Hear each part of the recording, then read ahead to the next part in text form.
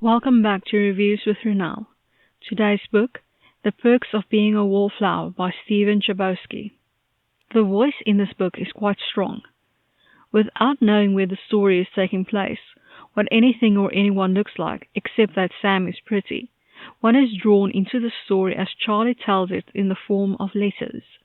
It also shows his intelligence and depth of emotion while being to the point. When he talked about Michael and Susan, comparing them being best friends who kissed to himself and his Aunt Helen, red flags went up. And as he talked randomly about his aggression, depression, blackouts, guilt, crying, and feeling more comfortable on the sidelines, I knew that what I suspected was true, which was confirmed in his last letter. Great foreshadowing for his blind spot and wound, which dictates his every action, even if he couldn't remember any of it. It took a while to get into the story. It's set in the early 90s, but once I got over the lack of cell phones and email, the story about an adolescent boy finding where he belonged in the world drew me in. Loads of teen drama, family drama, and personal drama.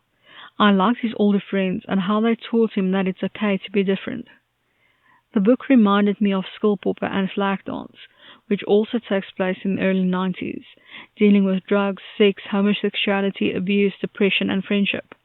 Only in those books the issues were dealt with. In this one, Charlie witnesses cycles of abuse, briefly writes about them, and then just moves on like it doesn't really matter. Perhaps his own abuse is the reason he is emotionally stunted, but the author could have done more to address these issues than just say, "Hey, it happened, look, more abuse over there." An okay young adult book.